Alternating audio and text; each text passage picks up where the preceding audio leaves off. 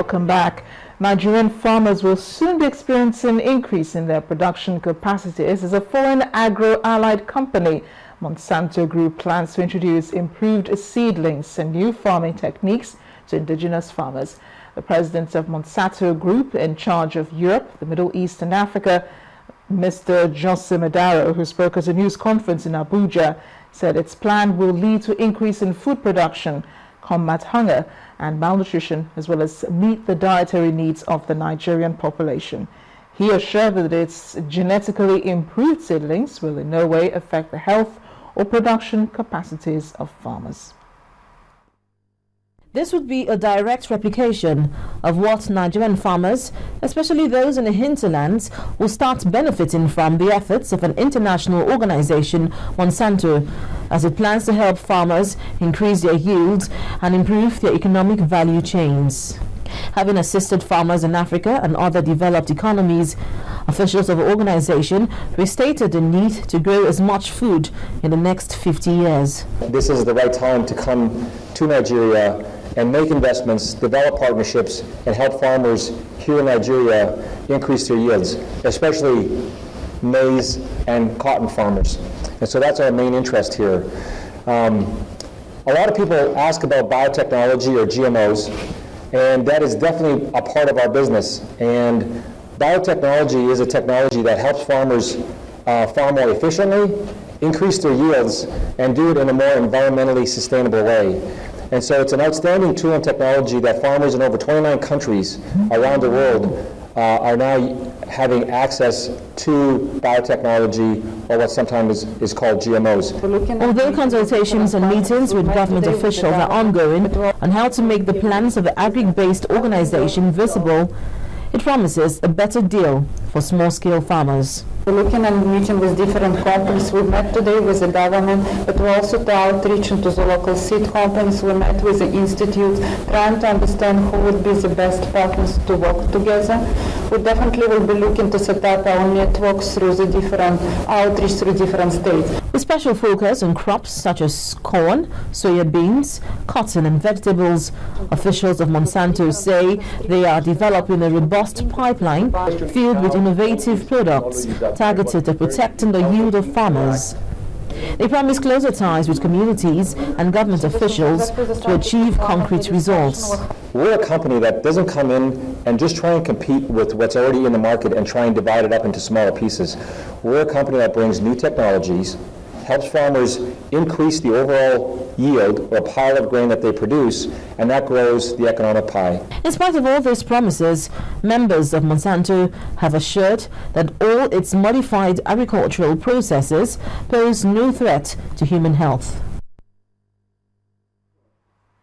In a bid towards building and maintaining quality customer service, Unilever Nigeria PLC has rewarded esteemed retailers who have contributed in its brand promotion programs. At the Royco Visibility Drive at the Okiaring Market, the company gave out gift items including 2 brand new cars to loyal customers. This year's Knorr and Royco Visibility Drive kicked off in February. Today, at this busy Okiaring Market, 2 traders will be rewarded with brand new cars. Some of these traders are hoping to hear their names announced, for others is simply to celebrate with eventual winners. Are we ready? Mama Chibo!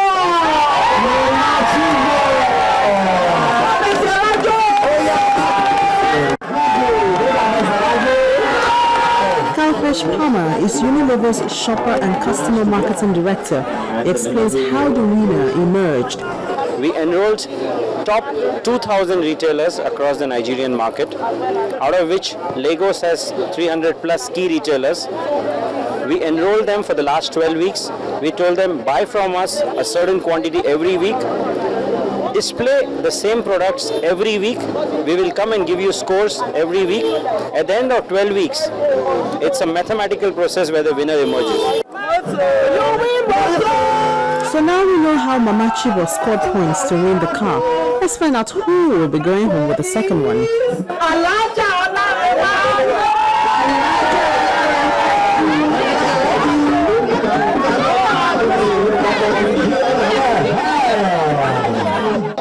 I'm very happy. I'm so happy. Unilever is going to be first in Nigeria. Anybody that does business with us, Unilever is committed to making sure that they get the best out of life. And in rewarding their loyalty and their partnership with us, we're saying thank you today by giving them these gift items. It's not just the cars that are up for grabs. Other retailers stand a chance of winning camping mats, 43-inch television sets, and various branded gift items.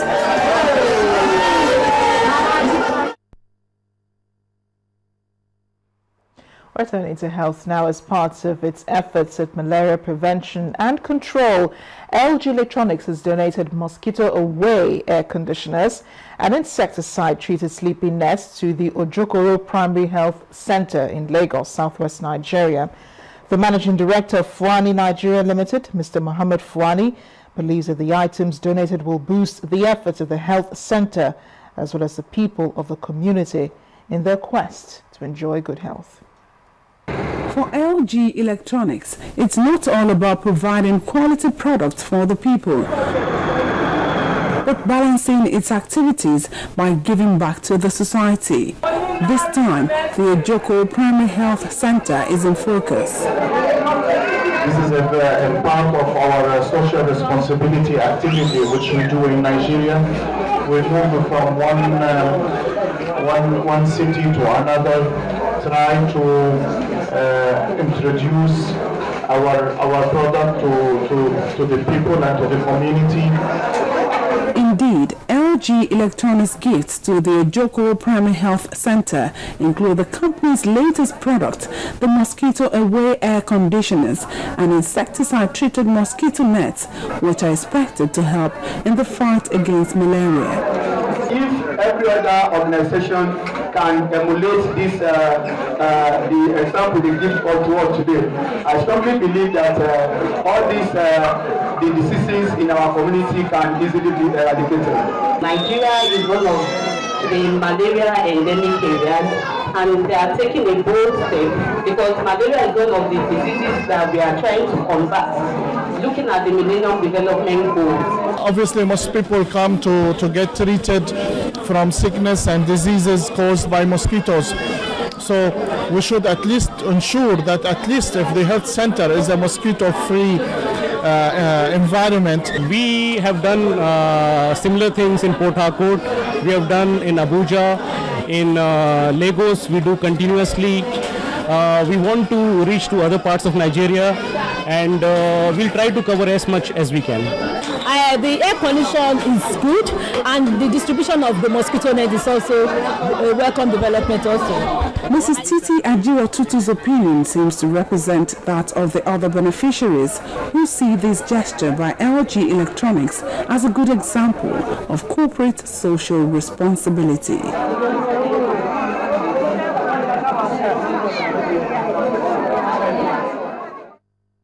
First Bank, truly the first.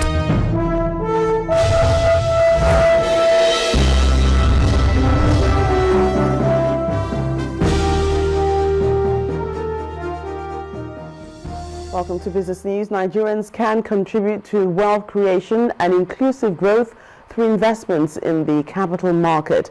That's according to the Director General of the Securities and Exchange Commission, Ms. Arima Ote. She says this will deepen the market and restore investors' confidence.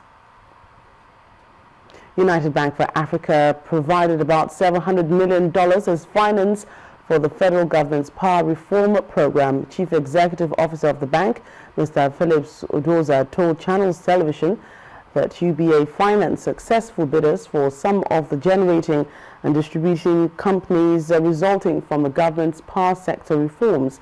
He added that the UBA has identified with the Power Africa project championed by U.S. President Barack Obama. UBA as a major player in this region, is very, very optimistic about Africa. And a whole lot of things that have been discussed in this particular forum, center around inclusive growth, center around financing, whether it is consumer financing, SME financing, infrastructure financing, and so on and so forth. UBA is a very key player, and we also play in these segments. We believe that with this particular forum, a lot of things, have been brought to limelight, and we are very, very optimistic. As you know, the privatization of the power sector in Nigeria, which occurred last year, UBA played a very, very major role. As a matter of fact, we financed to the tune of about $700 million the successful bidders, both at the Genco side and at the Disco side. For us, electricity, it is a very, very important aspect of our business, and I'll tell you the opportunities that exist. Now, Africa has a population of about 1 billion people, and about 60% of the electricity that is generated in the whole of Africa is generated by just two countries, South Africa and Egypt. And these two countries constitute about 12% of the population, which means that there is ample room for growth in that particular segment. And for us, we have identified with President Obama's Power Africa, and we have keyed into it. We are financing that sector because we believe strongly in that. Electricity, power will make that difference as far as Africa is concerned. Less than 16% of Africans have access to the internet, which has created a big technology gap between developed and developing countries. On the last day of the World Economic Forum on Africa, experts discussed ways to bring Africa back online. A leading IT solutions provider, Huawei, talks about its foray into the African market and how it has added value to the continent. Our correspondent, Adishawa Josh, reports. The next 5 years, and it's therefore would be a very... This is one of the final sessions at the World Economic Forum in Africa, tagged Getting Africa Online. Gathered in this room are global leaders and business entrepreneurs in information technology, and they have come to discuss ideas that will shape the technological future of Africa. And Nigeria's Minister of Communication Technology talked about capacity building in the ICT sector. We need to build that capacity of software engineers and software developers, and we're doing that right now. We're actually looking at creating a technology institute that will take in a number of young people, young developers, and really get them to be excellent software developers. In recent times, Africa, especially Nigeria, has witnessed a surge in its technology space, and one of the major drivers of that growth is one of Africa's leading innovative ICT solutions provider, Huawei. During the session, Huawei's Vice President of Public Affairs and Communication for Middle East and Africa talked about the company's effort towards development in the continent in terms of creating affordable solutions, jobs, and its commitment to Africa's growth. The future is about better connected world where everyone can share everything. So Huawei, as a global leading ICT solution provider, we are committed to delivering the best, quality products and affordable solution and dedicated services to African customers. We have created a job, more than 7,000 in Africa. In addition to that, we have set up a strategy to outsource our products and services to local partners.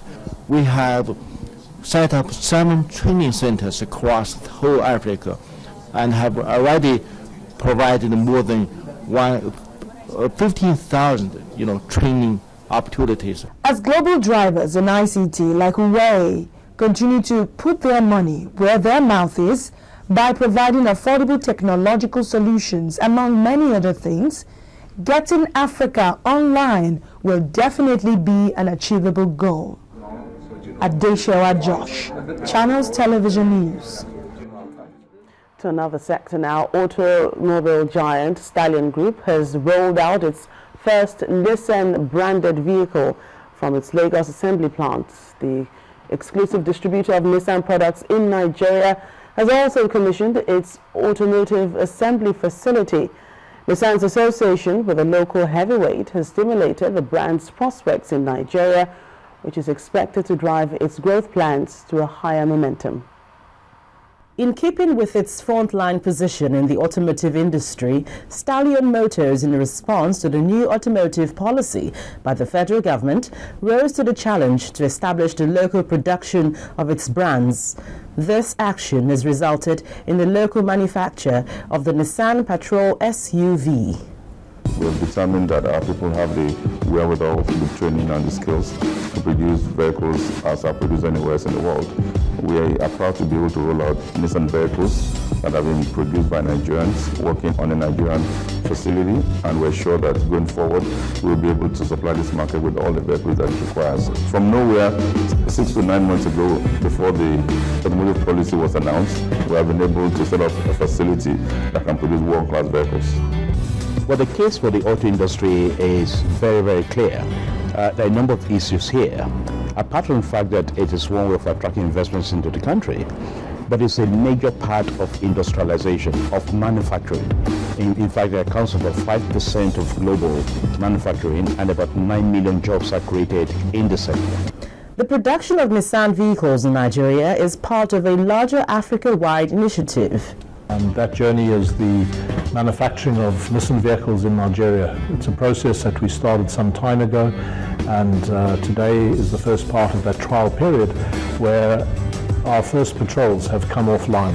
As planned, we are pleased to state that the first Nissan Patrol SUV has successfully rolled out of the plant on 21st April. Nissan has already established an effective network that covers the Nigerian market to ensure that its products are readily available in every nook and cranny of the nation. The last trading day of the week closed in the red after 3 consecutive days of bullish trade. Equities at the stock market lost 0.22% to end the week at 38,554 points. Bisi Coker brings us a summary of the day's trading. Hello everyone, welcome to the Stock Market Report. After 3 consecutive days of bullish trade at the Nigerian equities markets, the bears outstaged the bulls, pushing the key indicators back in the red. The all-share index lost 0.22% to end the week at 38,554.19. Market capitalization also fell to 12.69 trillion naira. Market breadth was, however, positive, with 32 gainers against 22 losers. Now, investors sold down on the stocks of Seplat Petroleum Development Company, 7up, and Presco. On the gainers table, Mobil added 6 naira 47 kobo to emerge the session's top price appreciator. Zenith Bank was the day's major contributor to market turnover, churning out over 54 million units. It's followed by UAC Property and FBN Holdings. When the closing bell rang, volume stood at 304.78 million units and valued at 4.64 billion naira. And that's a wrap on the stock market reports. I am Bisi Coker.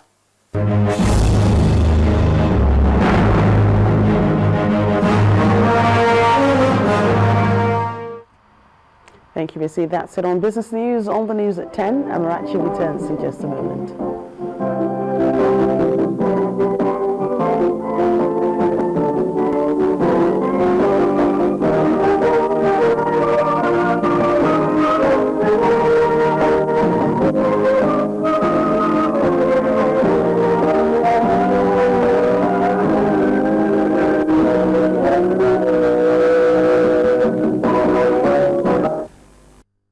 First Bank, truly the first.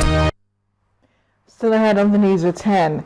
Golden Eaglets coach Emmanuel Amunike sent 4 players packing from the team's camp. That's in sports news. Please stay with us.